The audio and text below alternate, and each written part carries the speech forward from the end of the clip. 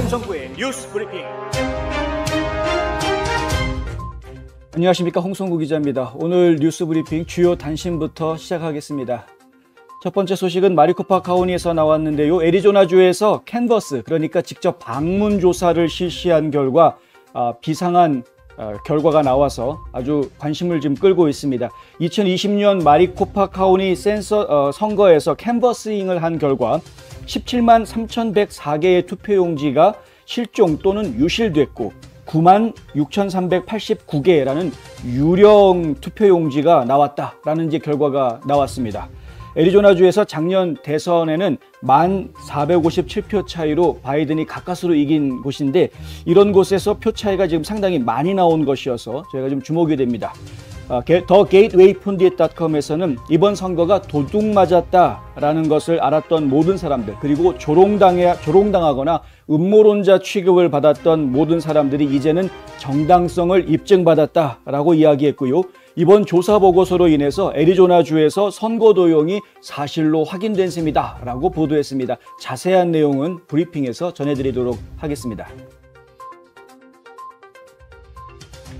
시애틀 경찰이 지금 위기에 처해 있다는 소식입니다. 경찰 예산 삭감 운동으로 인해서 이미 황폐해진 워싱턴주 시애틀이 코로나 바이러스 백신 의무화로 인해서 최소 200명의 경찰관을 잃을 위기에 처해 있다라고 현지 방송인 KTTH가 보도했습니다. KTTH 방송의 레이슨 렌츠 쇼에서는 이 숫자가 시애틀 경찰서에 배치 가능한 경관 수의 20%에 해당한다라는 이야기가 나왔고요. 지난해 예산 삭감 압박 때문에 300명의 경찰관이 줄어든 바 있다라는 이야기도 나왔습니다.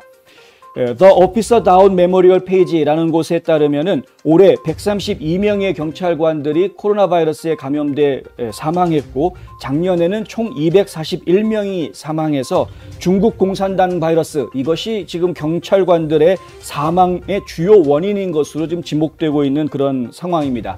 KTTH의 제니 던칸 시애틀 시장은 백신 의무화 조치로 이 도시의 공무원들이 10월 18일까지 주사를 맞거나 아니면 고용 계약을 끝내야 하는 그런 처지에 놓이게 됐는데 작년에 예산 삭감 추진 이후에 200명의 경찰관들을 추가로 잃는다면 이 도시에 엄청난 피해를 줄 수 있을 것이다 라는 우려가 지금 나오고 있습니다. 박스뉴스에서는 민간인들이 아프가니스탄에서 대피하지 못하는 이유가 다른 곳이 아니라 바로 미국의 국무부 때문이다 라고 보도했습니다. 박스뉴스가 유출된 이메일을 검토한 결과 국무부에서 아프가니스탄을 떠나서 제3국으로 이동하려는 비행기에 대해 민간 대피 항공기들을 공식 승인해줘야 그 항공기들이 제3국으로 착륙할 수가 있는데 그것을 인정하면서도 이들 전세기들에 대해서 지금 이륙 허가를, 그러니까 승인을 내주지 않아서 지금 비행기가 뜨지 못하는 것으로 이렇게 알려졌습니다.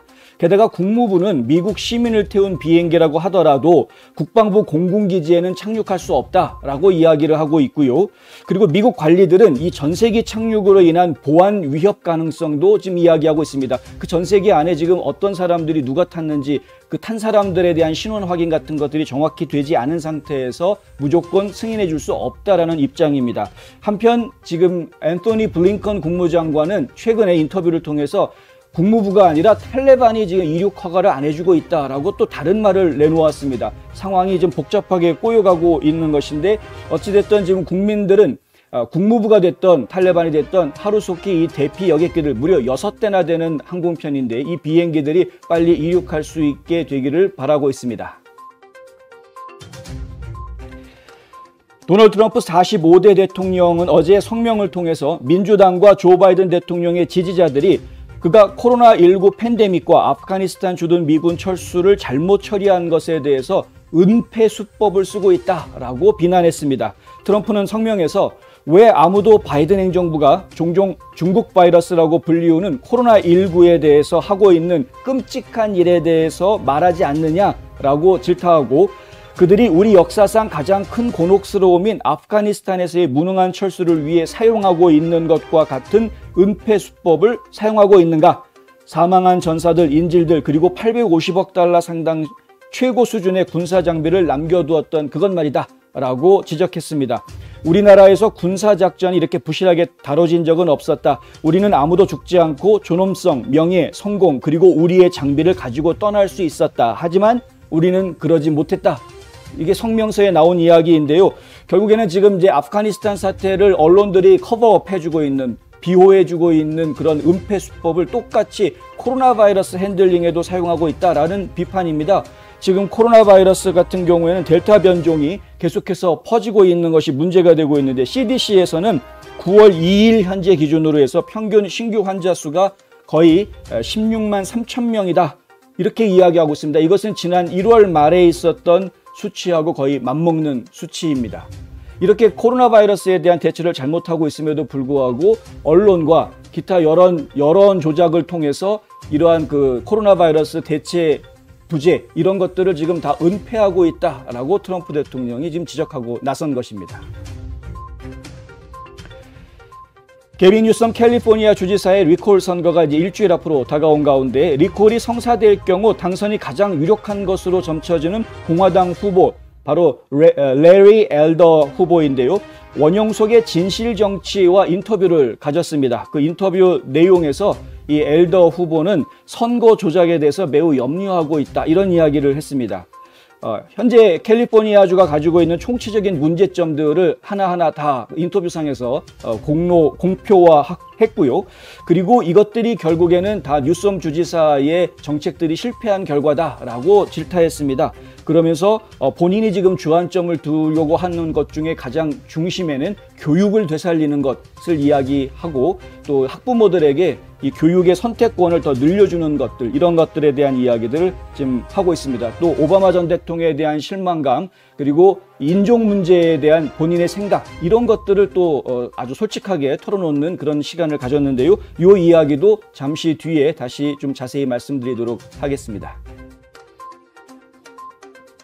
뉴욕 포스트에서는 앤서니 파우치 박사가 이 코로나19의 진실을 알리는데 걸림돌이 된다. 라고 이야기하면서 더 이상 이 현재 진행 중인 건강 위기에 대해서 국민들에게 조언하게 해서는 안 된다라고 주장했습니다. 이 뉴욕 포스트의 편집실 이름으로 내놓은 사설에서 이러한 주장을 하고 있는데요. 이번 보도 내용은 과학자들이 바이러스를 조작해서 전염병을 높이고 그 효과를 연구하고 치료법을 개발하는 이른바 기능 획득 연구에 미국의 돈이 들어가지 않았다라고 파우치는 주장을 해왔는데 근데 최근에 지금 밝혀진 사실에 따르면은 미국의 돈이 들어갔다라는 것이 이제 문서상으로 확인이 된 상태입니다. 파우치는 지난 5월에 의회에서 증언하면서 미국이 우한 바이러스학 연구소의 기능 획득 연구에 자금을 지원해 준 적이 없고 지금도 안 한다라고 분명하게 이야기했었는데 이것이 거짓말이었다라는 것이 이제 분명하게 드러난 것이죠. 결국에는 에코헬스 얼라이언스라는 비영리 단체를 통해서 돈이 들어간 정황이 전부 다 서류상으로 확인이 된 상태이기 때문에 이런 의회 증언을 거짓 증언한 그러니까 위증죄를 적용을 해서라도 반드시 처벌해야 된다. 그리고 당장 그 자리에서 물러나야 한다라는 것이 뉴욕 포스트 편집자들의 한결같은 목소리입니다. 도널드 트럼프 전 대통령은 리츠 체니 하원 의원에 대한 도전장을 내밀 와이오밍주 변호사 해리엇 헤이즈맨을 밀고 있다. 이게 이제 폴리티코에서 이런 보도가 나왔는데요. 리츠 체니는 아주 트럼프 대통령에 대해서 반기를 들고 있고 굉장히 트럼프 대통령을 비판하고 있는 대표적인 라이노 공화당 의원으로 지금 명성을 나름대로 날리고 있습니다.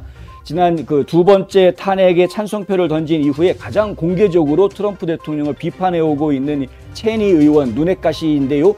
이 체니 의원의 대항마로 와이오밍주에서 연방 하원 의원에 출마할 사람 누가 될 것인가 여러 사람들이 물망에 올랐었는데 그중에서 해리엇 헤이즈맨이라는 여성 후보를 지금 트럼프 대통령이 낙점했다라는 보도가 흘러나온 것입니다. 정확한 것은 아직은 알려져 있지 않지만 하지만 트럼프 대통령이 조기에 이 헤이즈맨을 지지함으로써 와이오밍 선거 판세를 좀 바로 잡으려고 하는 움직임이 있지 않겠느냐라고 이 폴리티코 그리고 AP통신에서 똑같은 내용의 보도를 내놓았습니다.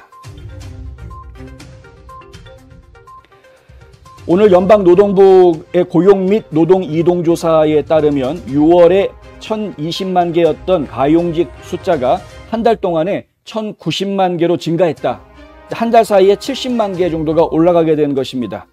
이코노데이에서 조사한 전문가들, 그러니까 애널리스트들이 분석했던 전망치는 1,010만 개였습니다. 그러니까 예상치보다 훨씬 더 많은 숫자가 나온 것이죠. 일자리가 그만큼 많이 열려 있는 것인데, 일자리는 많이 열려 있지만 실제로 사람들을 고용하기는 쉽지 않은, 지금 상당히 좀 어려운 처지에 있는 상황입니다. 그래서 이 일자리가 많아진 것만으로 지금은 안심할 수 없는 그런 상황입니다. 여러 가지 분석들이 나오고 있지만은 가장 유력한 이야기는 7월부터 일하지 않아도 지급되는 부양자녀 세금 공제 혜택과 퇴출 유예, 학자금 대출 지급 중단 등 이런 것들이 결국에는 실업자들로 하여금 좀 더 일하지 않도록 만든 정책이 된 것이 아니냐라는 지적들이 지금 나오고 있습니다. 과거에는 연방정부에서 주는 실업급여 때문에 사람들이 일하러 나오지 않는다라고 이야기했었는데, 그 실업급여가 이제 지난주로 이미 다 종료가 돼 있는 상태입니다만은, 그럼에도 불구하고 고용시장이 계속 빈 일자리들이 많은 이유에 대해서는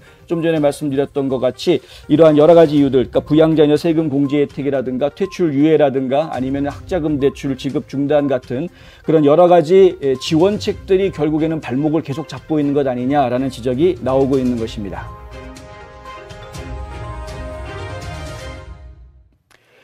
바이든 대통령의 국정 지지율이 지금 계속해서 떨어지고 있습니다. 취임 이후 처음으로 40% 아래로 떨어졌다라는 최근 여론조사 결과가 나왔는데요. 유겁하고 이코노미스트에서 여론조사를 한 결과 바이든의 지지율이 39%로 떨어졌다라는 이야기입니다. 이것은 이제 아프가니스탄에서의 실패, 그리고 바이든이 선거 공약으로 내걸었었던 코로나 팬데믹 진압에 대한 약속, 이것도 실패, 그리고 국경 위기, 여러 가지 그 문제점들이 결국은 다 실패로 끝나면서 지금 지지율이 자유낙하하는 것이다. 이미 진작부터 무소속 유권자들의 지지율은 진작부터 떨어져 있는 그런 상황입니다만은, 하지만 콘크리트처럼 여겨졌던 민주당원들의 바이든 지지율도 점차 떨어지기 시작했다라는 징후가 지금 이번 여론조사에서 잡혔습니다. 과거에는 90% 정도의 민주당원들이 바이든 지지율을 보여줬던 반면에 이번 여론조사에서는 70%만이 바이든을 지지한 것으로 그렇게 이야기가 됐습니다. 이 내용도 좀 자세하게 이후에 뉴스 브리핑에서 전해드리도록 하겠습니다. 트럼프 전 대통령이 9월달과 10월달에 또 다른 야외 집회를 예고하고 나왔습니다. 세이브 아메리카에서 주관하는 이 대형 야외 집회, 수만 명의 관중들이 모여서 트럼프 대통령의 육성을 직접 듣는 자리가 될 것인데요. 9월 말에는 조지아에서 열립니다. 9월 25일 토요일 오후에 조지아에서 열리고요. 10월 달에는 10월 첫째 주 토요일에 아이오와주에서 또 열립니다. 조지아주 같은 경우에는 페어그라운드라는 데서 열리고요. 조지아 내셔널 페어그라운드에서 열리고, 아이오와 같은 경우에는 아이오와 스테이트 페어그라운드에서 행사가 열립니다. 오후 2시부터 개장이 되고 5시부터 연설자들이 연설을 하고요. 그리고 저녁 7시가 되면은 트럼프 대통령이 직접 무대에 올라서 연설을 하는 그런 식으로 진행이 됩니다. 그리고 입장을 원하시는 분은 세이브 아메리카 웹사이트에서 신청하실 수 있습니다. 그리고 입장료는 무료인데 다만 주차장의 주차비는 지금 현찰로 준비해 가셔야 되는 필요가 있습니다. 그렇지 않았다가는 주차를 못해서 행사에 참석 못하는 낭패를 겪을 수도 있는 것이고요. 행사장 주차비 현찰로 결제해야 된다는 점 기억하시고 준비하시면 되겠습니다. 잠시 뒤에 뉴스 브리핑 계속 이어지겠습니다.